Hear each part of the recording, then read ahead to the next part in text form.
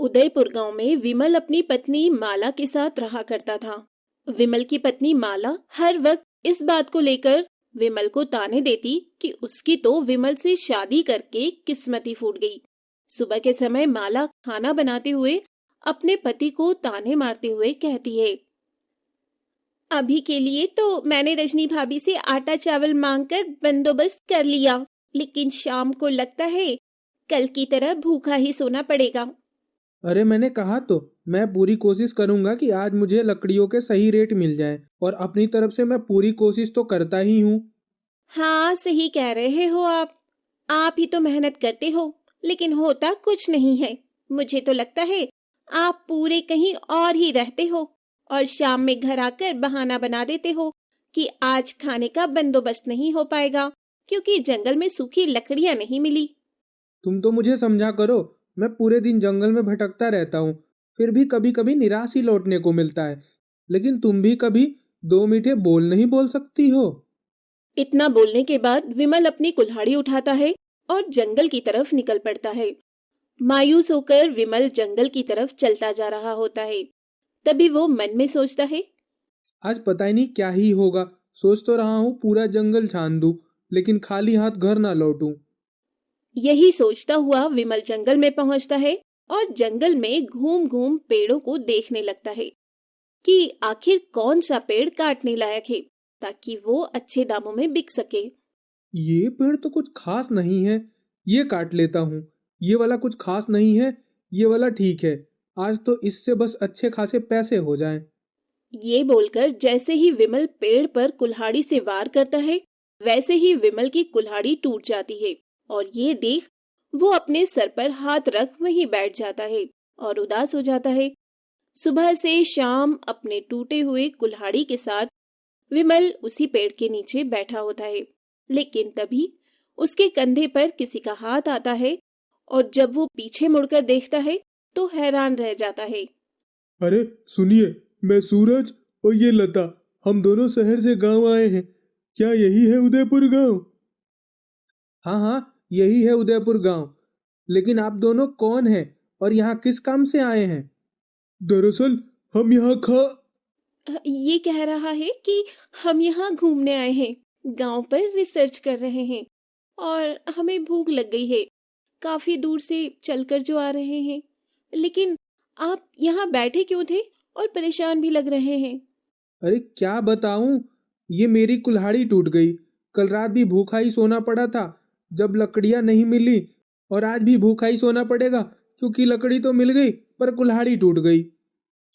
हम आपकी मदद कर सकते हैं, लेकिन एक शर्त है। आपको भी हम दोनों की मदद करनी होगी खजाना ढूंढने में। तुम पागल हो? उस खजाने के बारे में इसने किसी चौथे को बता दिया तो हम दोनों तो बर्बाद होंगे ही। साथ में वो खजाना भी हमारे हाथ तो क्या सपने में भी नहीं आ पाएगा। हमें इस पर विश्वास तो रखना ही होगा। क्या आप हमारी मदद करेंगे उस खजाने को ढूंढने में? ऐसा नहीं है कि हम आपकी मदद नहीं करेंगे, बल्कि हम आपकी भी मदद करेंगे। इस गांव में खजाना है और हम जैसे अनपढ़ लोगों को इसके बारे में कुछ पता भी नहीं है। बल्कि आप शहर के रहने वाले, शहर से यहाँ इतनी दूर इस गांव में खजाना ढूंढने आए हो, तो मैं आपकी मदद करूंगा पूरी ईमानदारी से। गांव के अनपढ़ लोग, हम्म, बस एक बार खजाने का पता तो चल जाए, उसके बाद इसका हिस्सा तो क्या, इसके शरीर का हिस्सा भी इसके घर वालों को मिलना नामुमकिन हो जाएगा। आप लोग मेरे घर चलो, कल सुबह ही मैं आपको उस जगह ले जाऊंगा जहाँ का आप मुझे नक्शा बता रहे हैं। ठीक है, लेकिन ये पैसे तुम रखो। तुम हमें घर ले जा रहे हो और हमें भूख भी लगी है। इससे तुम राशन ले लो ताकि आज रात और सुबह के खाने का बंदोबस्त तो हो ही जाए। आपका बहुत बहुत शुक्रिया। अगर आप आज नहीं होते, आज रात भी मुझे और मेरी पत्नी को भूखा ही सोना पड़ता। अरे ये तो मेरा फर्ज है और आप हमारी मदद भी तो कर रहे हैं, इसलिए अब हमें चलना चाहिए, शाम होने वाली है। अब जैसे ही विमल उन दो शहरी लोगों को अपने घर लेकर पहुंचता है, तो विमल की पत्नी माला भी उन दो अनजान लोगों को देख हैरान रह जाती है। ये कौन है? मेरे मायके वाले तो नहीं, और आपके ससुराल वाले तो इतने अच्छे दिखते भी नहीं। फिर कौन है ये लोग? यहाँ तो खुद के खाने पीने पर आफत है। नमस्ते जी, मैं सूरज, ये लता। हम बस आपके घर सुबह तक ही रुके हैं और हमें कुछ ज्यादा भी नहीं चाहिए। हम तो नीचे भी एक चादर पे सो जाएंगे।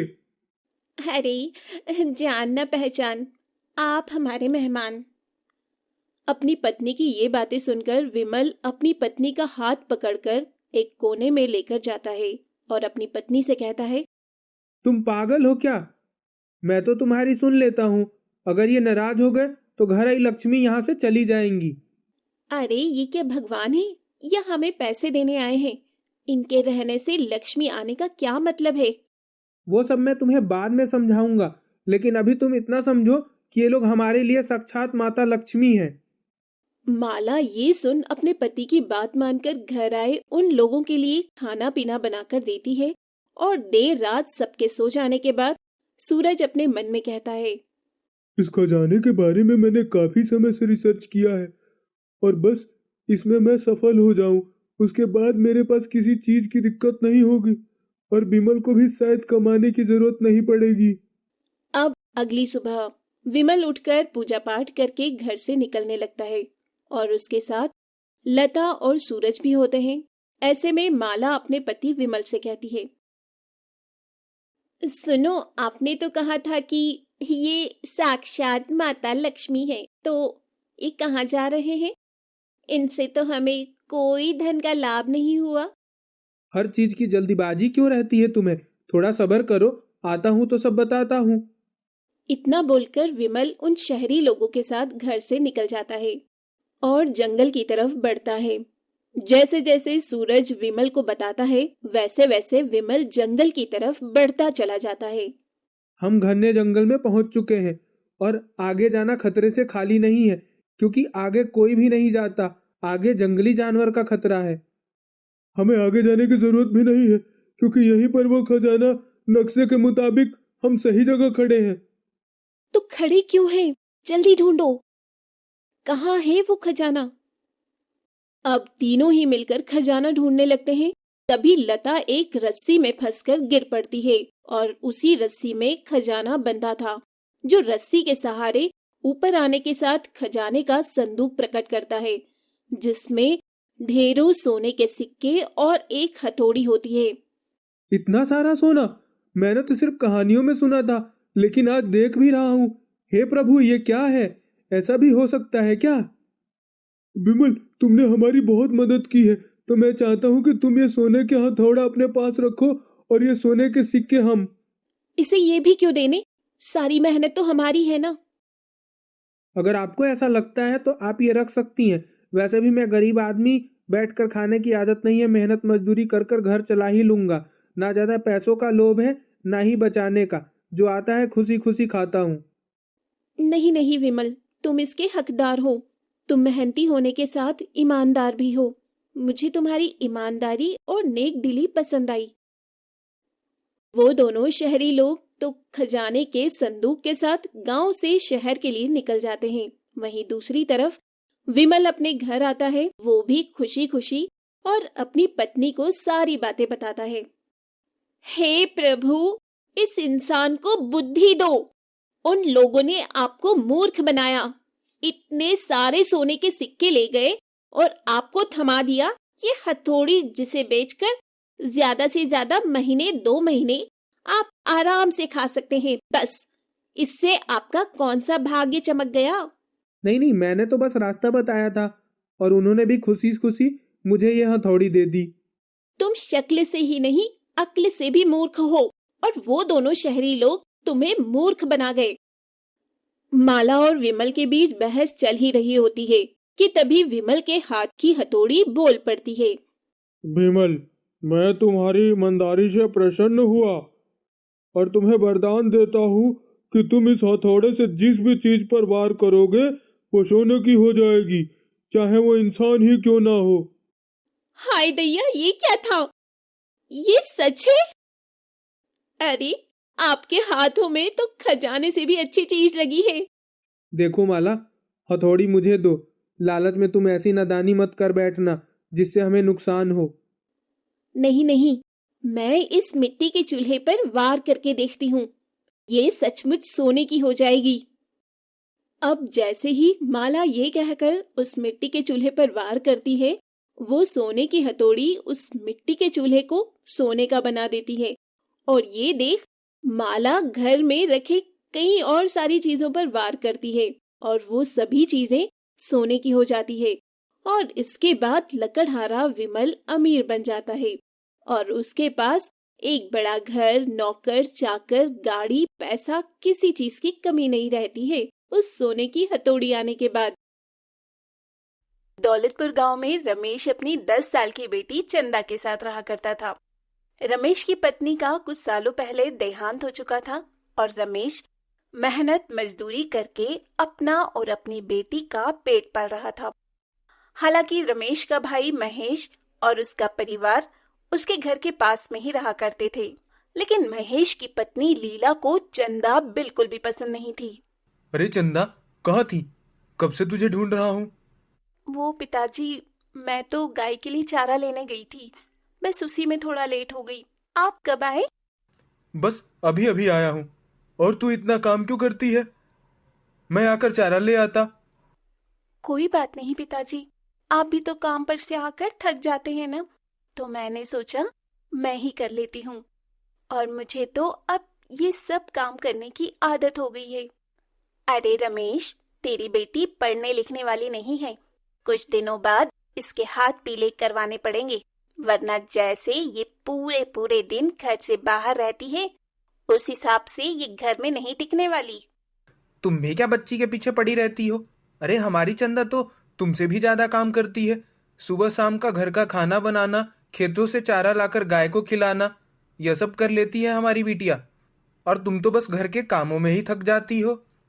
ठीक है, तुम घर जाओ, फिर मैं तुम्हें बताती हूँ कि मैं क्या क्या कर सकती हूँ और क्या नहीं। चंदा बहुत ही मेहनती थी। सुबह शाम घर का काम करने के बाद गाय को चारा डालकर भी चंदा अपने पढ़ाई के लिए समय निकाल ही लिया करती थी। ऐसे ही समय बीतता है और चंदा समय के साथ बड़ी हो चुकी होती है, लेकिन फिर भी उसका काम करने का तरीका नहीं बदलता। सुबह शाम खाना बनाना, शाम में खेतों से चारा लाकर गाय भैंसों को खिलाना, ये सब चंदा किया करती थी। चंदा, तुम्हें कितनी बार मना किया है, शाम के समय जंगल में अकेली मत जाया कर। मैं तो कुंती काकी के साथ जंगल से लकड़ियां लाने गई थी। क्यों पिताजी, क्या हुआ, कोई बात है क्या? नहीं नहीं, मैं बस इतना कह रहा हूँ कि कल से लकड़ियां मैं ही लाया करूंगा और गाय भैंस के लिए चारा भी खेत से मैं ही लाने जाऊंगा। तुझे कहीं जाने की जरूरत नहीं। लेकिन अचानक ऐसा क्या हुआ जो आप मुझे जंगल और खेत जाने से मना कर रहे हैं? रमेश चंदा की किसी भी बात का जवाब नहीं देता। वहीं रमेश के जाते ही लीला वहां आती है और चंदा से कहती है, तुझे पता नहीं है, सारा गांव तेरे बाप पर थू थू कर रहा है और गांव वाले तो ये कहते हैं कि इतनी बड़ी जवान लड़की हो गई है, लेकिन अभी तक जंगल जाकर लकड़ियां लाती है और खेत में घंटों बिताती है। जरूर पापा के कान आपने ही भरे होंगे। मैं तो काम से खेत में जाती हूँ और जंगल भी काम से ही जाती हूँ। न जाने आप लोगों के दिमाग में क्या ही चलता है। हाँ, तो अब तेरे बाप ने मना कर दिया है तो तुझे कहीं जाने की जरूरत नहीं है, क्योंकि जल्द ही अब तेरे पिता तेरे हाथ पीले करवाने वाले हैं। ये सुनकर चंदा को काफी बुरा लगता है कि कैसे गांव के लोग और उसकी चाची उसके पिता के कान भर रही हैं, लेकिन जल्द ही चंदा के लिए रिश्ता आता है। चंदा बिटिया, बाहर लड़के वाले आए हैं, सर पर दुपट्टा डालकर अच्छे से बाहर आ जा। रुक, मैं तेरी चाची को भेजता हूँ। अरे मैं आ ही रही थी, जा तू बाहर जाकर लड़के वालों को देख, मैं इसे लेकर आती हूँ। अरे सही से सर पर चुन्नी डाल और ज्यादा बोलने की जरूरत नहीं है, जितना पूछा जाए उतना ही जवाब देना। लड़के की माँ चंदा को देखकर उसके हाथ से चाय की ट्रे लेकर नीचे रख देती है और चंदा को बैठने के लिए कहती है। क्या नाम है और कितनी पढ़ी लिखी हो? जी चंदा नाम है और कॉलेज कर रही हूँ अभी तो। अच्छा, खाना पीना बनाना जानती हो और शादी के बाद घर तो संभाल लोगी ना? अरे घर तो हमारी चंदा खूब अच्छे से संभालना जानती है। शाम में जंगल जाकर लकड़ियां काट कर लाती है और खेतों से गाय भैंस के लिए चारा भी यही लाती है। इतनी बड़ी हो गई है लेकिन काम करने में इससे तनिक भी शर्म नहीं। हर काम को बड़ी ही मेहनत से करती है। क्या? जंगल जाकर लकड़ियां काटना, खेत जाकर चारा लाना, इतनी बड़ी होकर ये सब करती है। अब क्या करे, बेचारी की माँ नहीं है तो उसे ही ये सब काम करना ही पड़ेगा ना। देखिए, हमें ऐसी लड़की चाहिए जो संस्कारी सुशील हो, लेकिन बिन माँ की बेटी है और पिता इसके घर पर ज्यादा समय रहते नहीं, खेतों में आना जाना है। खैर, हम सोच कर बताते हैं। इतना कहकर लड़के वाले वहां से चले जाते हैं। लड़के वालों के जाने के बाद लीला भी वहां से ये कहकर चली जाती है कि अरे रमेश, मैंने तुझे पहले ही कहा था कि लड़की जवान हो रही है, खेत जंगल मत जाने दिया कर। और बिन माँ की बेटी है तो लोग गलत समझते हैं। मैंने तुझे पहले ही मना किया था, खेतों में जाने की तुझे जरूरत नहीं। घर में रहकर घर का काम कर, कॉलेज जा, बस इतना ही। बाकी का काम मैं खुद ही कर लूंगा। अब अगले दिन लड़के वाले चंदा से शादी के लिए इनकार कर देते हैं। रमेश को इस बात से बहुत दुख होता है, लेकिन वो अपनी बेटी के लिए अब दूसरा रिश्ता तलाशता है और करीब 10-15 दिन बाद चंदा के लिए एक और रिश्ता आता है। देखिए जी, मैं लड़के की बड़ी बहन हूँ। मैंने ही अपने भाई को पाल पोस कर बड़ा किया है। माँ तो हमें बचपन में ही छोड़कर चली गई थी। उसके बाद मैंने ही घर की, अपने भाई की जिम्मेदारी उठाई है। मेरा भाई तो बहुत समझदार और मेहनती है। जी, मेरी भी पत्नी का देहांत चंदा के 5 साल की उम्र में ही हो गया था। ठीक है, वैसे लड़की पढ़ी लिखी कितनी है और घर परिवार तो अच्छे से संभाल लेगी ना। अभी कोई दिक्कत परेशानी है तो बोल सकती है। पढ़ी लिखी तो है, लेकिन कुछ ज्यादा ही पढ़ा दिया है मेरे देवर जी ने अपनी लाडली बेटी को। मैंने तो पहले ही मना किया था, पढ़ी लिखी लड़कियां ज्यादा समय अपने ससुराल को नहीं संभाल पाती। ये तो आप सही कह रही हैं जी। वैसे कितनी पढ़ी लिखी है लड़की? कॉलेज में है और आगे भी पढ़ने की सोच रही है, लेकिन मैंने कहा अब इसके हाथ पीले कर देने चाहिए। ज्यादा और पढ़ लिख लिया तो लड़का भी नहीं मिलेगा। देखो, हमें लड़की तो पसंद है, लेकिन हम चाहते हैं कि लड़की ज्यादा पढ़ी लिखी नहीं हो। कल को मेरे भाई को छोड़कर चली गई तो हम रिश्तेदार समाज को क्या मुंह दिखाएंगे। अरे नहीं नहीं, मेरी बेटी ऐसी बिल्कुल भी नहीं है। जितनी संस्कारी है उतनी ही समझदार भी है। पढ़ाई लिखाई तो मैंने इसलिए करवाया कि कल को कोई दिक्कत ना हो। अब ये रिश्ता भी लीला की वजह से टूट जाता है। लीला और महेश दोनों ही खुश होते हैं कि उसने अपने भाई की बेटी का रिश्ता तोड़वा दिया। ऐसे ही ये सिलसिला चलता रहता है और चंदा के चाचा चाची की वजह से उसकी शादी टूटती रहती है। देखा, मैंने कहा था ना, मैं चंदा के इस रिश्ते को भी तोड़वा दूंगी। मैं भी तो यही चाहता था, रमेश की बेटी का रिश्ता टूट जाए।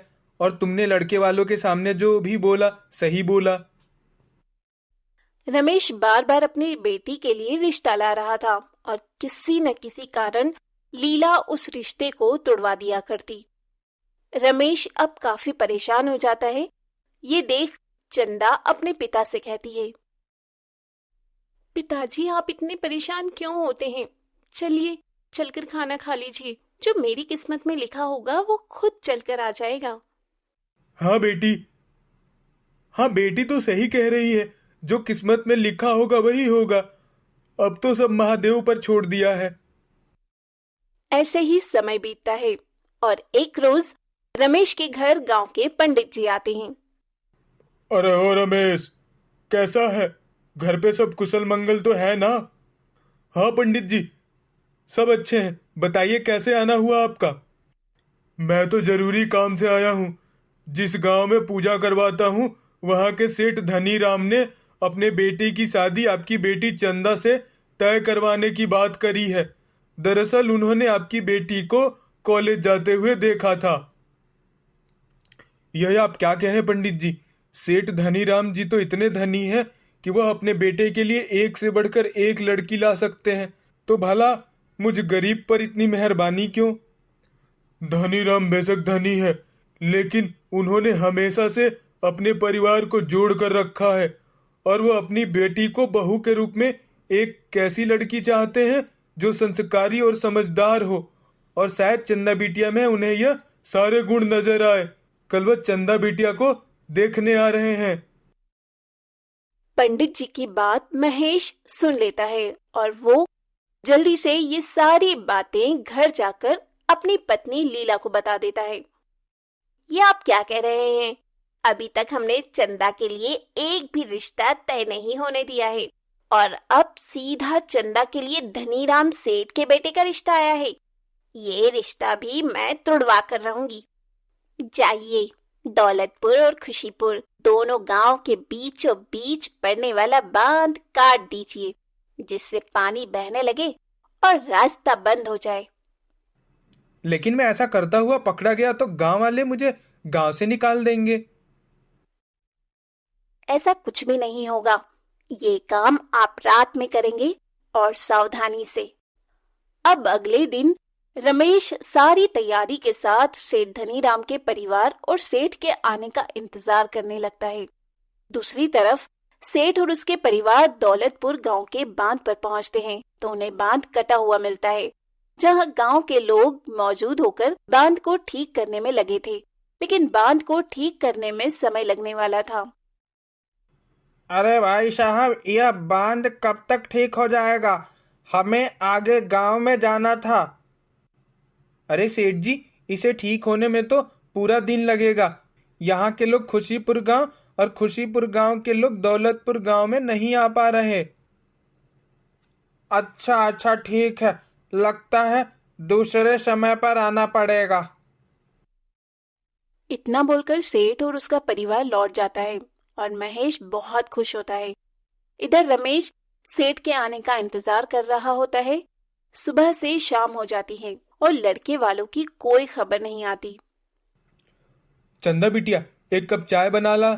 लगता है हम गरीब से पंडित जी मजाक कर गए। जी पिताजी, अभी लाई आपके लिए चाय।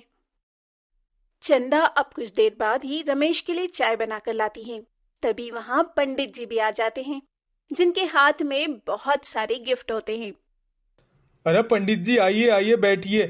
अरे वो चंदा बिटिया, पंडित जी के लिए चाय बना के लेती आना। मैं भी चाहता हूँ बेटा, आज सेठ जी गांव नहीं आ सके। तुम्हें पता ही होगा गांव का बांध किसी ने काट दिया है, जिस वजह से आने जाने का रास्ता बंद है। लेकिन सेठ जी ने बिटिया के लिए शगुन के तौर पर यह सामान भेजा है। अब ये रिश्ता पक्का समझिए। अच्छा, मुझे पता नहीं था कि गांव का बांध टूटा पड़ा है, और यह शगुन देने की इतनी भी क्या जल्दी थी। मिलकर सब कुछ हो जाता। सेठ ने शगुन के तौर पर चंदा के लिए सामान तो भिजवा ही दिया था, और कुछ समय बाद ही सेठ धनीराम रमेश के घर आता है और रिश्ता पक्का हो जाने के कुछ समय बाद ही अपने बेटे कुलदीप की शादी गरीब रमेश की बेटी चंदा से खुशी खुशी करवा देता है। ये कहानी है राम की, जो अपनी झोपड़ी के बाहर इधर उधर टहल रहा होता है। उसके माथे पर शिकन साफ नजर आ रही थी। उसके चेहरे का पसीना देख साफ पता चल रहा था कि वो किसी टेंशन में है। तेज बारिश हो रही थी। हे भगवान, मेरी पत्नी और मेरे बच्चों का ख्याल रखना। ना जाने क्यों मेरा दिल घबरा रहा है। एक औरत जो बेड पर पड़ी चिल्ला रही थी, और उसी के पास एक आया थी जो उसे खुद को संभालने की सहानुभूति दे रही थी। बेटा, हौसला रखो, सब ठीक हो जाएगा। आया, अगर आज मुझे कुछ हो जाता है तो मेरे पति से कहना कि मैं उनसे बहुत प्रेम करती हूँ और वो मेरे बच्चे की अच्छी तरह से परवरिश करे। ये कैसी बातें कर रहे हैं? ऐसा कुछ नहीं होगा, तो घबरा मत, जो होगा सब अच्छा ही होगा। आया अपनी नम आंखों से उस औरत और उसके बच्चे की तरफ देखती है, और वो औरत तो बेहोश हो जाती है, लेकिन उसका बच्चा नहीं बचता। आया अपनी गोद में बच्चा लिए राम के घर का दरवाजा खोलती है और बाहर आती है। आया, मेरी पत्नी और मेरा बच्चा दोनों ठीक है ना? कोई परेशानी तो नहीं हुई? वो दरअसल राम तुम्हारी बेटी हुई है और तुम्हारी पत्नी भी ठीक है। भगवान का लाख लाख शुक्र है कि सब कुछ ठीक है। राम, लेकिन क्या हुआ? और आपकी आंखों में आंसू क्यों हैं? क्या हुआ? अभी तो आपने कहा कि मेरी बेटी और मेरी बीवी दोनों ही ठीक हैं, फिर आपकी आंखों में इस तरह आंसू? ये सच है राम कि तुम्हारी बेटी हुई है और तुम्हारी पत्नी भी सही सलामत है, लेकिन तुम्हारी ये बच्ची इस दुनिया में नहीं रही, वो मरी हुई पैदा हुई है। ये रही तुम्हारी बेटी राम। अच्छा, अब मैं चलती हूँ। रुक जाओ आया, अब जब मेरी बेटी मरी हुई पैदा हुई है तो मैं इस मरी हुई बेटी की शक्ल अपनी सुनीता को दिखाकर उसकी तबीयत और नहीं खराब करना चाहता। इसीलिए एक काम करो, तुम मेरी मरी हुई बेटी को ले जाओ और इसे कहीं दफना देना। मैं यहाँ सुनीता को संभाल लूंगा। आया राम की बातों का जवाब सर हिलाकर हाँ में देती है और वो उस बच्ची को लिए चली जाती है। पर वहीं राम का कलेजा फट रहा था, क्योंकि शादी को 8 साल गुजर गए थे और इस दौरान उसकी एक भी संतान नहीं हुई थी। और जब 8 साल बाद उसकी बेटी पैदा हुई तो वो भी मरी हुई पैदा हुई। राम अपनी आंखों में आंसू लिए अपनी झोपड़ी में चला जाता है और अपनी बीवी के बगल में बैठ जाता है। तो वहीं आया उस बच्चे की लाश को अपने हाथों में लिए कब्रिस्तान की तरफ जा रही थी। तभी उसको प्यास लगती है और वो बच्ची को एक जगह पर रखकर पानी पीने चली जाती है। लेकिन तभी आसमान इतनी तेज गरजता है मानो कि वो अभी फट जाएगा। आसमान से एक रोशनी बाहर आती है और उस बच्ची में चली जाती है। और जब आया वापस आती है तो वो देखती है कि बच्ची खूब जोर जोर से रो रही है। अरे, ये कैसे हो सकता है? ये बच्ची तो मरी हुई पैदा हुई थी, तो जिंदा कैसे हो सकती है? जो भी है, मैं इस बच्ची को वापस नहीं लेकर जा सकती, क्योंकि मैं उन लोगों को कह चुकी हूँ कि उनकी बच्ची मर चुकी है। अगर मैं इस बच्ची को वापस लेकर गई तो लोग मेरे काम पर शक करने लगेंगे। ऐसा करती हूँ, इस बच्ची को किसी के दरवाजे पर छोड़ देती हूँ। आया उस बच्ची को हाथ में लिए एक सेठ के घर के दरवाजे पर छोड़ देती है। वो बच्ची बहुत जोर जोर से रो रही थी। उसके रोने की आवाज सेठ और सेठानी की नींद को तोड़ देती है। अजी, सुनते हैं, ऐसा लग रहा है जैसे हमारे दरवाजे पर कोई बच्चा रो रहा है। जाइए ना, दरवाजा खोलकर देखिए कि कौन है बाहर। अरे भाग्यवान, इतनी रात को अगर कोई बच्चा या कोई और भी हमें आवाज लगाए या दरवाजा खटखटाए तो भी हमें दरवाजा नहीं खोलना चाहिए। सेठ की बातें सुनकर सेठानी सो जाती है, लेकिन लगातार बच्चे के रोने की आवाज आती है। सेठानी को नींद नहीं आती और वो उठकर अपने घर का दरवाजा खोलकर देखती है तो वहां बाहर तेज बारिश होती हुई नजर आती है और वो अपने घर के दरवाजे पर एक छोटी सी बच्ची को भूख से तड़पते देखती है। सेठानी तुरंत उस बच्ची को उठा लेती है और तभी वहां सेठ भी आ जाता है। मैं आपसे कह रही थी ना कि किसी बच्चे के रोने की आवाज आ रही है। अभी जब मैंने दरवाजा खोलकर देखा तो ये बच्चा भूख से तड़प रहा था। पता नहीं ऐसे कौन से माँ बाप हैं जो बच्चों को पैदा कर दूसरों के दरवाजों पर छोड़ देते हैं। अरे, जब पालन पोषण की औकात ही नहीं रहती तो ना जाने लोग बच्चा ही क्यों पैदा करते हैं। जाने दीजिए ना, वैसे भी हमारी कोई औलाद नहीं है, क्यों ना हम इसे अपनी बच्ची की तरह पाले। हम इसे अपने से भी ज्यादा प्यार देंगे। सेठ और सेठानी की कोई औलाद नहीं थी, इसीलिए वो उस बच्चे की परवरिश की जिम्मेदारी ले लेते हैं। अरे, सब कुछ अच्छे से साफ कर दो और मेरी बेटी शिवानी का कमरा भी अच्छे से सजा दो। रामू काका अब तक खाना नहीं बना, आपको पता है ना, वो आती ही होगी और वो जैसे ही आएगी सीधा खाने पर झपट जाएगी। इसीलिए कह रही हूँ, जल्दी से खाना बनाकर तैयार कर दीजिए।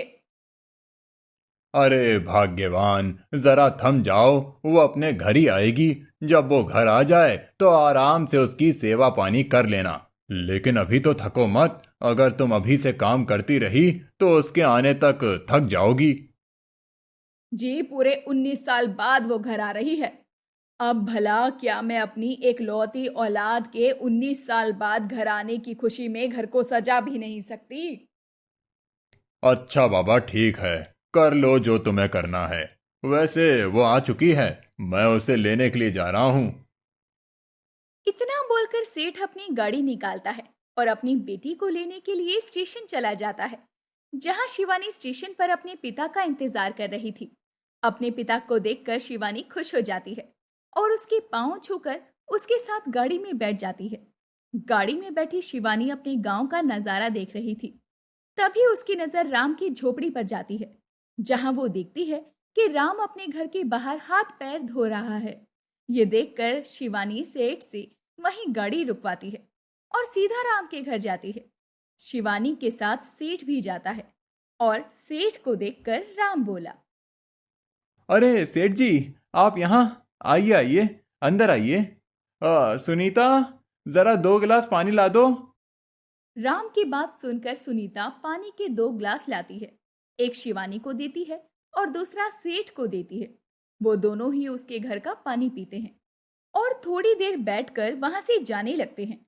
पर तभी शिवानी राम के पैर छूती है और उससे कहती है, ना जाने क्यों आपसे मिलकर मुझे बहुत अपनापन लग रहा है।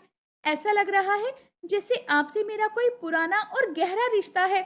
बेटिया, अगर आज हमारी बेटी होती तो वो भी तुम्हारी ही उम्र की होती। मतलब मैं कुछ समझी नहीं राम काका। मतलब ये है बिटिया कि आज से 21 बरस पहले हमारी घरवाली को एक बच्चा हुआ था, पर वो मरा हुआ पैदा हुआ। उसके बाद से तो मानो भगवान ने हमारे घर की खुशियां ही छीन ली। ना तो हमें बच्चा हुआ और ना ही हमारी घरवाली कभी सही से मुस्कुरा पाती है। अगर ऐसी बात है तो मुझे भी आप अपनी बेटी ही समझिए। मैं भी तो 21 साल की हूँ। अगर आपकी बेटी होती तो वो भी मेरी उम्र की होती। इसीलिए मुझ में आप अपनी बेटी को देख सकते हैं। शिवानी की बात सुनकर राम और सुनीता दोनों के ही चेहरों पर एक मुस्कान आ जाती है। कुछ देर के बाद शिवानी अपने घर आ जाती है और वो सिर्फ राम के बारे में ही सोचती है। देखते ही देखते शाम हो जाती है और सभी लोग आपस में बैठकर खाना खाते हैं। आज सेठानी भी अपनी बेटी के पास बैठकर बहुत खुश थी। वो भी अपनी बेटी को बहुत ही लाड़ प्यार करती है और उसको प्यार से अपने हाथों से खाना खिलाती है। समय गुजरता है और गुजरते समय के साथ शिवानी गांव में ही बसने का फैसला कर लेती है। ऐसे ही एक दिन शिवानी मिनी स्कर्ट पहनकर अपने बाबा सेठ के साथ राम के घर जाती है, जहां राम शिवानी की गर्दन पर एक निशान देखता है। उस निशान को देखकर राम बोलता है, शिवानी बिटिया, ये तुम्हारी गर्दन पर निशान कैसा? अरे ये तो इसका बर्थ मार्क है। जब से पैदा हुई है तब से इसकी गर्दन पर निशान है। माफ करना सेठ जी, लेकिन जैसा निशान शिवानी की गर्दन पर है, ठीक वैसा ही निशान इनकी गर्दन पर भी है। इनकी तो कुछ कुछ हरकतें भी शिवानी जैसी लगती है। देखने से लगता ही नहीं कि ये आपकी बेटी है। सुनीता की बात सुनकर सेठ बेचैन हो जाता है और वहां से कोई ना कोई बहाना देकर जाने लगता है। पर सेठ अपने घर नहीं जाता। वो सीधा उसी आया के पास जाता है जो गांव में हर गर्भवती औरत की डिलीवरी करवाती थी। वो उसके पास जाता है और उससे सवाल जवाब करता है। देख आया, सच बता, तूने किसके घर की औलाद मेरे दरवाजे पर लाकर रख दी? क्योंकि इस गांव में बच्चा पैदा करने वाला कोई और नहीं बल्कि तू है, इसीलिए सच बता। सेठ की बात सुनकर आया उसकी सारी सच्चाई बता देती है। ये सुनते ही सेठ की आंखें नम हो जाती है। वो अपनी आंखों में आंसू लिए अपनी पत्नी के पास जाता है और उसको सारी बात बता देता है। नहीं जी, ऐसा नहीं हो सकता। अगर शिवानी को पता चल गया कि राम उसका असली पिता है तो हमारा क्या होगा? शिवानी तो उसके पास चली जाएगी। हमने उसे बहुत नाजों से पाला है। मैं उसे ऐसे खुद से अलग नहीं कर सकती। ये तो मैं नहीं चाहता, लेकिन जिस तरह सच मुझे पता लगा, अगर ये सच शिवानी को पता चल गया तो वो हमें छोड़कर चली जाएगी। एक काम करते हैं, मैं आया को पैसे दे देता हूँ, वही गांव छोड़कर चली जाएगी और हम लोग शिवानी को कभी भी राम से नहीं मिलने देंगे और ना ही उसे ये सच बताएंगे। अगर उसे ये सच पता चल गया कि वो हमारी नहीं बल्कि राम की बेटी है तो वो हमें सच में छोड़ देगी। सेठ और सेठानी आपस में बातें कर रहे थे, पर वो इस बात से अनजान थे कि दरवाजे पर खड़ी शिवानी ये सब कुछ सुन रही है। आज शिवानी को जब ये पता चला कि वो उनकी असली बेटी नहीं है, बल्कि उसकी असली माँ बाप तो कोई और है। उसके असली माँ बाप राम और सुनीता हैं। लेकिन शिवानी के मन में सेठ और सेठानी से दूर होने की जरा भी भावना नहीं आती और वो अपने माँ बाप के पास जाकर उन्हें समझाते हुए कहती है, माँ, पापा, आप लोगों ने ये कैसे सोच लिया कि मैं आप लोगों को छोड़कर जाऊंगी, ये जानने के बावजूद कि मेरे माँ बाप आप नहीं बल्कि राम काका और सुनीता काकी हैं। भले ही उन दोनों ने मुझे पैदा किया हो, लेकिन पाल पोस कर मुझे आपने बड़ा किया है, इसीलिए मैं न सिर्फ उनकी बल्कि आपकी भी बेटी हूँ। शिवानी सेठ और सेठानी से बहुत प्यार करती थी, पर वो इस बात को नहीं झुठला सकती थी कि राम और सुनीता भी उसके असली माँ बाप हैं। माँ, पापा, जिस तरह आप मेरी माँ बाप हैं, ठीक उसी तरह राम और सुनीता काकी भी मेरे माँ बाबा हैं। उन्हें भी सच के बारे में पता तो चलना चाहिए ना कि मैं उनकी बेटी हूँ, क्योंकि मैं अपनी आंखों से उन्हें अपने बच्चे के लिए तड़पते हुए देख चुकी हूँ। नहीं शिवानी, मैं तुझे वहां नहीं जाने दूंगी। अगर तू वहां चली गई तो तू वापस लौटकर कभी नहीं आएगी। मैं जानती हूँ उन दोनों को। जब ये बात उन दोनों को पता चलेगी कि तू उनकी बेटी है, तो वो तुझे मेरे पास कभी नहीं आने देंगे। माँ, ऐसा क्यों सोचती हो? मैं आपको कह रही हूँ ना, मैं आपको छोड़कर कहीं नहीं जाऊंगी। लेकिन वो भी तो मेरे माँ बाप हैं, उन्हें भी तो अपनी बेटी को देखने का पूरा हक है। इसीलिए उन्हें भी ये बात पता होनी चाहिए कि मैं उनकी बेटी हूँ। प्लीज ना, मुझे मत रोकिए, मैं उन्हें सच बताने के लिए जाना चाहती हूँ। इतना बोलकर शिवानी अपने घर का जैसे ही दरवाजा खोलती है, तभी उसकी आंखों के सामने सब कुछ धुंधला धुंधला उसे नजर आता है और थोड़ी ही देर बाद वो बेहोश होकर नीचे गिर जाती है। शिवानी को बेहोश होकर नीचे गिरता देखकर सेठ और सेठानी काफी घबरा जाते हैं, जिसके बाद वो तुरंत उसे अस्पताल ले जाते हैं। साथ ही सेठ रामलाल और उसकी पत्नी को भी हॉस्पिटल बुला लेता है। वो उन्हें ये खबर दे देता है कि शिवानी की अचानक तबीयत खराब हो गई है और वो बेहोश होकर नीचे गिर गई है। भले ही राम और सुनीता को ये नहीं पता था कि शिवानी उनकी बेटी है, लेकिन जैसे ही उन्हें ये बात पता चलती है कि शिवानी बेहोश होकर नीचे गिर गई है, वो तुरंत अस्पताल पहुंच जाते हैं। सेठ जी, अचानक से शिवानी को क्या हो गया? कल तक तो वो अच्छी खासी थी, लेकिन एकदम से उसकी तबीयत कैसे खराब हो गई? पता नहीं राम, अब डॉक्टर आएंगे तभी कुछ हो सकता है। सेठ के बोलते ही डॉक्टर बाहर आता है और उन्हें बताता है, सेठ जी, घबराने वाली कोई बात नहीं है। शिवानी बिल्कुल ठीक है, लेकिन शिवानी प्रेग्नेंट है। आप लोगों को उसका अच्छे से ख्याल रखना होगा, और तो और उन्हें किसी चीज की टेंशन नहीं देना। इतना बोलकर डॉक्टर वहां से चला जाता है और ये जानकर कि शिवानी प्रेग्नेंट है, सब लोग चौंक जाते हैं। पूजा और योगेश शादी के मंडप में बैठे 7 जन्मों के कस्मे वादों के साथ शादी के बंधन में बंधने जा रहे थे। जहां पूजा और योगेश अपनी नई शादीशुदा जिंदगी की शुरुआत करने के सपने देख रहे थे, वहीं योगेश की मां सुषमा पूजा के पिता श्यामलाल से बार बार एक ही बात कह रही थी, अरे भाई साहब, कहाँ रह गए आपके पैसे? लड़की का कन्यादान होने जा रहा है, लेकिन अब तक दहेज के पैसे नहीं आए हैं। बस मैंने अपने छोटे भाई को कहा है, वह लेकर आता ही होगा। अब तब तक बाकी की रस्में पूरी करवाइए। अरे समधी जी, इतनी भी क्या जल्दी है? एक बार पैसे आ जाने दीजिए, शादी ब्याह तो हो ही जाएगा। कौन सी लड़की भागी जा रही है आपकी? लेकिन मुहूर्त तो निकलता जा रहा है ना, मेरा छोटा भाई किशन लाल आता ही होगा। उन्हें आ जाने दीजिए, तब तक मैं कुछ खा पी लेती हूँ। देखो जरा क्या कुछ बनवाया है बारातियों के लिए। जी जरूर समधन जी, आइए आप बैठिए, मैं आपके लिए खाना मंगवाता हूँ।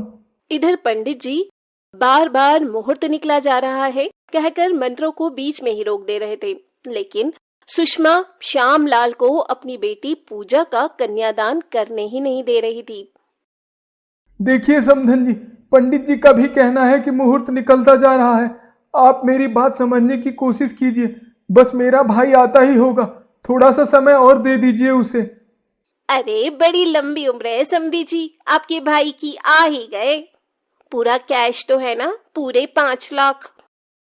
जी जी, पूरा बंदोबस्त कर दिया था मैंने, मेरी बेटी की शादी में कोई कमी नहीं रहे, इसलिए मैं अपने घर तक को गिरवी रख दिया है।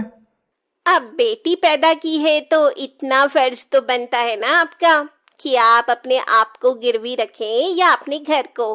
क्यों समधी जी, कुछ गलत तो नहीं कहा ना मैंने? जी नहीं नहीं समधन जी, अब मैं कन्यादान की रस्म पूरी करता हूँ। सुषमा का बेटा पढ़ा लिखा और अच्छी नौकरी करता था। सुषमा ने अपने बेटे की शादी के लिए लड़की वालों से 5 लाख रुपए कैश, घर का सामान और एक कार दहेज की मांग की थी, जो श्यामलाल जैसे तैसे पूरा करता है। अब पूजा भी शादी करके अपने मायके से ससुराल आती है। श्यामलाल तो सोचता है उसने अपने बेटी को इतना कुछ दिया है कि उसकी सास उसे कुछ भी नहीं कहेगी और हमेशा ही उसे अपनी पलकों पर बैठा कर रखेगी। लेकिन सुषमा इतनी लालची थी कि दूसरे दिन से ही उसके मन का लालच और भी बढ़ता जा रहा था। अरे बहू, कल पग फेरे की रस्म है तो तेरे बाप को बोल देना कि यहाँ से 10 लोग जाएंगे, उनका खाना पीना बन जाना चाहिए और सभी को शगुन में नए कपड़े और 1000 रुपए तो दे ही दें।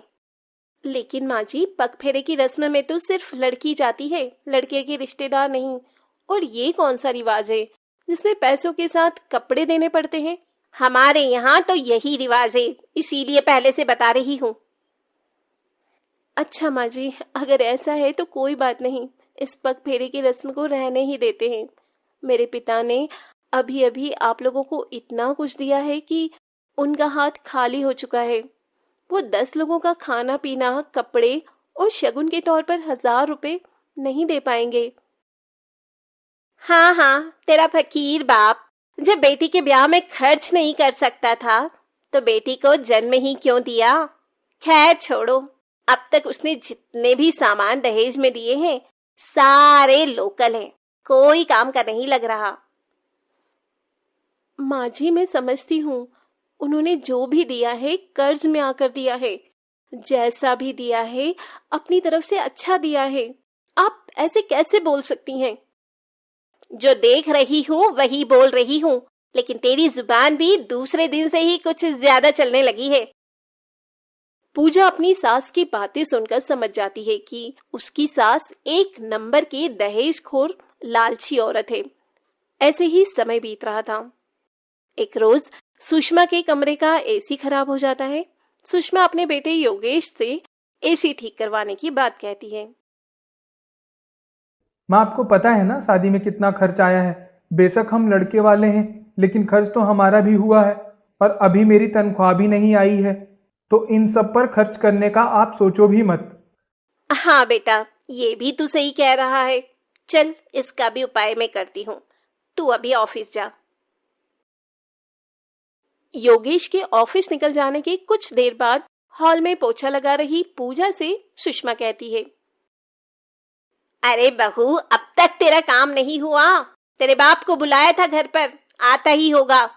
अगर आए तो नाश्ता पानी करवा कर भेजना। लेकिन पिताजी आ रहे हैं, उन्होंने तो मुझे कुछ बताया ही नहीं कि वो मुझसे मिलने आ रहे हैं। तेरे बाप को मैंने यहाँ तुझसे मिलने नहीं बुलाया है, बल्कि तेरे बाप से कहा था कि घर का एसी खराब हो गया है, बेटी के लिए इतना तो कर ही सकता है।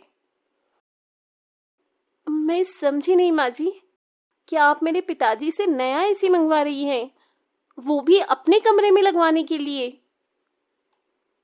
हाँ, बड़ी जल्दी समझ आ गई। चल अच्छा है, मैं जा रही हूँ कांता के घर, थोड़ा काम है। तेरा बाप आए तो बिना नाश्ता पानी के मत भेजना, वरना कल को बदनामी होगी। लेकिन माँ जी, मेरे पिताजी से जितना हुआ उन्होंने उतना तो किया ही ना, तो अब आप उन्हें और क्यों परेशान कर रही हैं? क्या उन्होंने दहेज में कोई कमी छोड़ी है? लड़की का बाप जितना दे उतना कम है, चाहे वो ताजमहल ही क्यों ना दे दे, और लड़के वाले जितना ले उतना कम है। ये बात तू नहीं जानती क्या बहू? चल अभी घर के काम पे ध्यान दे, मेरी बातों पर नहीं। इतना कहकर सुषमा अपनी पड़ोसन कांता के घर चली जाती है। कुछ देर बाद श्यामलाल अपनी बेटी के ससुराल आता है। अरे पूजा बेटी कैसी है? घर में सब ठीक तो है ना? बाहर तो धूप भी बहुत तेज है। पिताजी आप आ गए? कैसे हैं आप? आपकी तबीयत तो ठीक है ना? बैठिए ना, आप खड़े क्यों हैं? मैं आपके लिए ठंडा पानी लेके आती हूँ। बेटी सब ठीक है। वह तो बस मैं तेरे लिए एसी लेकर आया हूँ। दहेज में मैंने तुझे पंखा कूलर तो दिया, लेकिन एसी नहीं। अरे पिताजी, इसकी क्या जरूरत थी? और मुझे अच्छे से पता है ये आप अपनी मर्जी से नहीं लेकर आए हैं, आप पर दबाव बनाया गया है। नहीं नहीं बेटी, कैसी बातें कर रही है तू? मैं ये तेरे लिए ही लेकर आया था। पूजा अपने पिता की बात सुनकर किचन में पानी लाने जाती है। तभी श्यामलाल किसी से फोन पर बातें कर रहा होता है। मालिक, जल्द पैसे दे दूंगा। अभी मैं बेटी के घर आया हूँ, ज्यादा बात नहीं कर सकता, माफ कीजिएगा। मैं घर आते ही आपसे मिलने आता हूँ, बस कुछ दिन और। पिताजी लीजिए पानी। और किसका फोन था? आप इतने परेशान क्यों हैं? बताइए क्या बात है? आप मेरी शादी के बाद कर्ज में आ गए हैं, मुझे पता है, इसलिए आप इतना परेशान हैं। अरे अरे, तुझे चिंता करने की कोई जरूरत नहीं है, सब हो जाएगा। और समधन जी कहाँ है? कहीं नजर नहीं आ रही है। मैं चलता हूँ, यह एसी उन्हें दिखा देना। पूजा तो सब जानती थी कि उसके पिता बिना बोले ये एसी नहीं लाए हैं, बल्कि उसकी सास ने इतना दहेज लेने के बाद भी उसके पिता को प्रताड़ित कर रखा है। और पूजा भी दहेज की बढ़ती मांग से प्रताड़ित हो रही थी। एक रोज सुषमा हॉल में बैठी टीवी देख रही होती है, तभी टीवी अचानक बंद हो जाता है। सुषमा बहुत कोशिश करती है, लेकिन टीवी नहीं चलता। तभी सुषमा पूजा के पिता श्यामलाल को फोन लगाकर कहती है, अरे समधी जी, कैसे हैं आप? आपने एसी तो बड़ा अच्छा दिया है, ठंडी ठंडी हवा आती है। बस मैंने तो आपको इसीलिए याद कर लिया कि मेरा मनोरंजन नहीं हो पा रहा है। अभी अभी टीवी खराब हो गया है, सोचा आपको बता दूं, आप भिजवा दें अपनी बेटी के लिए टीवी। 1 मिनट माँ जी। पिताजी आप फोन रखिए, मैं बाद में बात करती हूँ। और माँ जी, आप अगर आपने गलती से भी मेरे पिताजी के हालचाल लेने के लिए भी अब फोन किया तो मुझसे बुरा कोई नहीं होगा। देख रहा है योगेश, तेरे सामने ही तेरी पत्नी मुझे धमका रही है। आपको जो समझ में आए वो समझिए माँ जी, लेकिन मेरे पिताजी अब आपको कुछ भी नहीं देंगे दहेज में। वैसे ही आपने सामान से लेकर पैसे तक लिए हैं, और मेरे दहेज का सामान आपने अपनी बेटी के लिए भिजवा दिया है। और जो चीज खराब हो रही है वो आप मेरे पिताजी से मंगवा रही हैं। क्या ये गलत नहीं है? माँ, आज मैं आपको कुछ नहीं कहूंगा। पूजा बिल्कुल ठीक कह रही है। तू इसकी बातों में मत आ। अगर इसे यहाँ से जाना है तो जाए, मैं नहीं रोकने वाली। मैं तेरी दूसरी शादी करवा दूंगी और वहां से भी इससे 2 गुना दहेज मिलेगा। माँ जी, आपको जैसा सही लगे, लेकिन मैं इस घर को छोड़कर जा रही हूँ। मैं अपने पिता पर और बोझ नहीं बन सकती। मैं अपने मायके भी नहीं जाऊंगी, लेकिन जहाँ जाना होगा मैं चली जाऊंगी। मैं भी तुम्हारे साथ हूँ, तुम चिंता मत करो। मैं तुम्हारे साथ 7 जन्मों के कसमों वादों के साथ 7 फेरे लिए हैं। सुषमा अपने लालच की वजह से अपने बेटे को खो देती है, क्योंकि पूजा के घर से जाने के साथ ही योगेश भी पूजा के साथ चला जाता है। और इस बात का सुषमा को बहुत पछतावा होता है। हालांकि वो अपने बेटे को मनाती भी है, लेकिन योगेश नहीं मानता। वो भी अपनी माँ के रंग को काफी समय से नोटिस कर रहा था। इसीलिए कहते हैं लालच बुरी बला है। चंदा सुबह सुबह कपड़े धो रही होती है, तभी चंदा की सौतेली माँ डुमरी चंदा को और भी कपड़े लाकर देते हुए कहती है, सिर्फ खाने में तेरे हाथ चलते हैं, वैसे तुझसे कोई काम नहीं होता है। चल जल्दी जल्दी हाथ चला ताकि तुझे और भी काम दूं। बस मुफ्त की रोटी तोड़ने आती है। तुम चंदा को इतना काम क्यों देती हो? राखी से भी घर का काम करवाया करो। क्यों ना करवाऊं इस बिन माँ की बेटी से काम? और मेरी फूल सी बेटी की अभी उम्र ही क्या है, बस 20 साल की तो है अभी, और ये करमजदी पूरे 22 साल की हो चुकी है। माँ, मुझे भूख लगी है, कब तक खाना बनेगा? अरे ओ महारानी, सुन भी रही है? मेरी राखी को भूख लगी है जोरों की। कपड़े धुल जाएं तो आकर खाना भी बना लियो। जी माँ जी, जैसा आप कहें। ये करके मैं वो भी करती हूँ। डुमरी और राखी इतना कहने के बाद वहां से चले जाते हैं और ये देख केशव परेशान हो जाता है और अपनी बेटी चंदा के पास जाता है जो कि कपड़े धो रही थी। चंदा बेटी, मुझे माफ कर दे। मैं ही तेरा गुनाहगार हूँ। मैंने तो सोचा था कि तेरी माँ के जाने के बाद डुमरी तुझे तेरी माँ की तरह प्यार देगी, लेकिन मैं शायद भूल गया, सौतेली तो आखिर सौतेली ही होती है। और आज तक डुमरी ने बस तुझ पर अत्याचार ही किए हैं। नहीं पिताजी, इसमें आपकी भी कोई गलती नहीं है। हाँ, आपने तो ये सब मेरे लिए ही किया था ना, लेकिन मैं ही अभागी हूँ जो मेरी किस्मत में माँ का प्यार लिखा ही नहीं है। चंदा और केशव बात कर ही रहे होते हैं, तभी कमरे में डुमरी की आवाज आती है। तुम दोनों बाप बेटी मेरी और मेरी फूल सी बेटी की बुराई कर लो तो घर के काम भी हैं, उसका भी सोच लेना। और चंदा, अगर आज काम नहीं हुआ समय पर तो पूरे दिन तुझे भूखे रखूंगी। डुमरी चंदा से नौकरानी की तरह काम करवाया करती थी और तब भी उसे कई बार तो पूरा पूरा दिन भूखा रखा करती थी। ये देख डुमरी की पड़ोसन खुद से कहती है, बेचारी चंदा की फूटी किस्मत। जब से इसकी सौतेली माँ आई है तब से बेचारी का बचपन तो छिन गया था। अब जवानी में ये औरत इसे नौकरानी की तरह काम करवाती है। भगवान, बेचारी को अच्छा घर परिवार ससुराल दे। ऐसे ही समय बीत रहा होता है और एक रोज डुमरी अपनी बेटी राखी के साथ बाजार से आ रही होती है। तभी राखी अपनी माँ को कहती है, माँ, वो देखो, ये चंदा ही है ना? और वो लड़का कौन है जो चंदा का बार बार हाथ पकड़ रहा है? अरे वो करमजली तुझे कहाँ दिख गई? अरे हाँ, ये कौन है? कहीं इसके साथ चक्कर तो नहीं चल रहा है?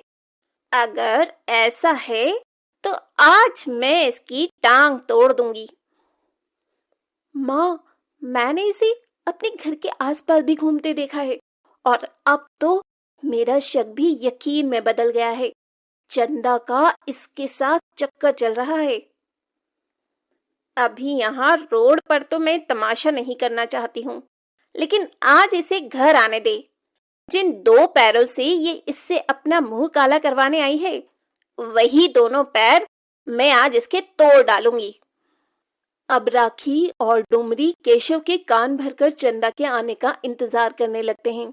चंदा जैसे ही घर आती है, डुमरी चंदा का बाल पकड़कर उसे दरवाजे से खींचकर घर के अंदर लाती है।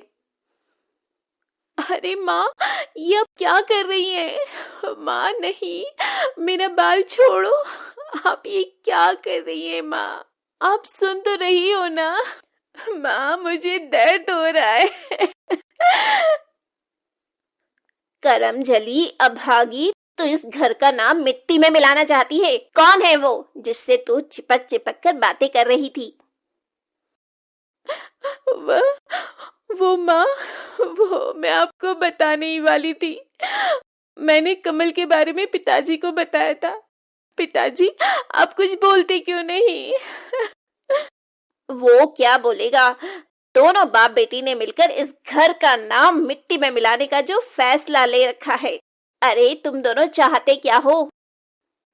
डुमरी चंदा को खूब मारती है और खाना भी नहीं देती। केशव भी चंदा को नहीं बचाता क्योंकि उसे भी अपने घर की इज्जत प्यारी थी। इस वाकये के बाद ही डुमरी चंदा के लिए लड़का देखना शुरू कर देती है। तुम इसकी 10 दिन के अंदर शादी करोगे, वरना मैं ये घर छोड़कर चली जाऊंगी। इसे तुम किसी दूध वाले के हाथों में या फिर किसी कबाड़ी, अखबार या दलाल के हाथ बेच दो, लेकिन ये लड़की 10 दिन के अंदर यहाँ से जानी चाहिए। मैं देख रहा हूँ इसके लिए लड़का। अब तुम शांत हो जाओ और मुझे भी शांत रहने दो। वो तो अच्छा हुआ मैंने इसे देख लिया, वरना इसने तो इस घर के बारे में एक बार भी नहीं सोचा है। चंदा के पिता केशव अब अपने दोस्त के जान पहचान के बताए लड़के से चंदा की शादी मंदिर में करवा देते हैं। चंदा तो गम की मारी अपनी जिंदगी काट रही थी, लेकिन चंदा जैसे ही अपने ससुराल जाती है, उसके ससुराल में चंदा के पैर रखते ही कई सारी अच्छी खबर आती है। अरे बहू, तू तो साक्षात लक्ष्मी का रूप है। क्या बात है, तूने तो घर में कदम रखते ही इस घर को स्वर्ग बना दिया। हाँ चंदा, तुम्हें पता है, जैसे ही तुम्हारा गृह प्रवेश हुआ है वैसे ही एक के बाद एक अच्छी खबर मिली है। हाँ बहू, तू यहाँ बैठ। आज ही शाम में हम अपने नए घर में शिफ्ट हो जाएंगे। मैं कुछ समझी नहीं माँ जी। देख, मैं तुझे बताती हूँ। जैसे ही तू इस घर में आई, तभी हमारे सालों से चल रही तेरे चाचा ससुर जमीन का केस हार गए और हमें ये न्यूज़ मिली। और मेरे नितिन को सरकारी नौकरी का लेटर भी आया। और तेरे ससुर का जो सालों से पैसा अटका था, वो भी कल ही मिला है उन्हें। अब हम शाम तक ये किराए का घर छोड़कर अपने बड़े से घर में जा रहे हैं। ये तो बहुत अच्छी बात है माँ जी, मुझे भी अच्छा लगा सुनकर। चंदा जैसे ही अपने ससुराल जाती है, उसके घर परिवार में खुशियां ही खुशियां नजर आने लगती है, क्योंकि चंदा के सर से तो उसकी माँ का हाथ बचपन में ही उठ चुका था। लेकिन अपने ससुराल में उसे अपनी सास सुजाता से उसे माँ वाला प्यार मिल रहा था। और अब ऐसे ही काफी समय बीत जाते हैं।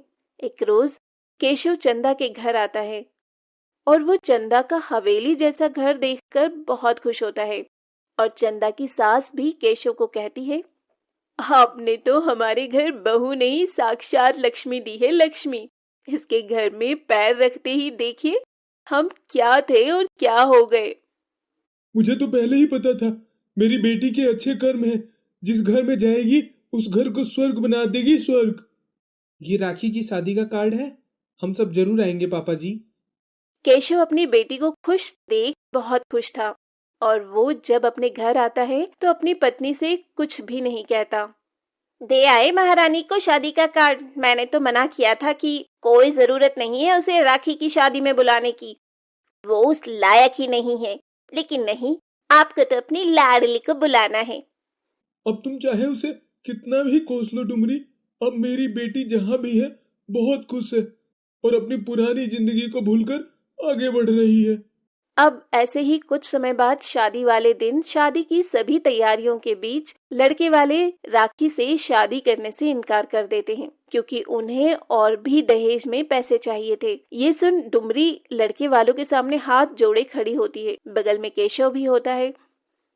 हमने तो आपको पहले ही 1 लाख रुपया दिया है, एक महंगी गाड़ी भी दी और अपनी बेटी भी दे रहे हैं, और अब भी आप और पैसे मांग रहे हैं। हम गरीब लोग कहाँ से लाएंगे इतना पैसा? मैं कुछ नहीं जानती, मुझे 1 लाख रुपए और चाहिए, साथ में सोने की चेन, वरना ये शादी नहीं हो सकती। उठो बेटा मंडप से। डुमरी लड़के वालों के सामने गिड़गिड़ा ही रही होती है, तभी एक बड़ी सी गाड़ी डुमरी और केशव के दरवाजे पर आकर रुकती है। कार देख डुमरी के मुंह से निकल जाता है, अब ये कौन आया? कहीं भगवान ने मेरी सुन तो नहीं ली और मेरी मदद को कोई फरिश्ता भेज दिया। जरूर चंदा बेटी आई होगी और दामाद जी। हाँ, क्यों नहीं, वो भिकारन कार में होगी। तुम भी बिना पिए कैसे सपने देखते हो? अब जैसे ही नितिन के साथ चंदा महंगी गाड़ी से महंगी साड़ी ज्वेलरी पहने निकलती है, डुमरी की तो आंखें ही चमक जाती है। आसपास के खड़े लोग भी चंदा को देख हैरान थे। तभी चंदा आते ही अपने गले में पहना हार उतारकर दूल्हे को पहना देती है। क्या मांग है तुम्हारी? 1 लाख रुपए और सोने की चेन? वो छोड़ो, ये लो पूरे 10 लाख का हार है ये, और चुपचाप शादी करो। अगर अब कुछ भी बोलने की कोशिश की तो पुलिस को बाद में बुलाऊंगी। पहले यहाँ जितना खर्चा और बेइज्जती हुई है उसे पहले वसूल लूंगी। चंदा बेटा, कौन सी लॉटरी लगी है तेरी? लंबी गाड़ी, नौकर चाकर, तू तो एकदम बदल गई। जब डुमरी को सब कुछ पता चलता है तो उसे बहुत पछतावा होता है, क्योंकि डुमरी की बेटी राखी की शादी आज चंदा की वजह से हुई, वरना लड़के वालों ने तो दहेज के चक्कर में डुमरी की बेटी राखी से शादी करने से साफ इनकार कर दिया था।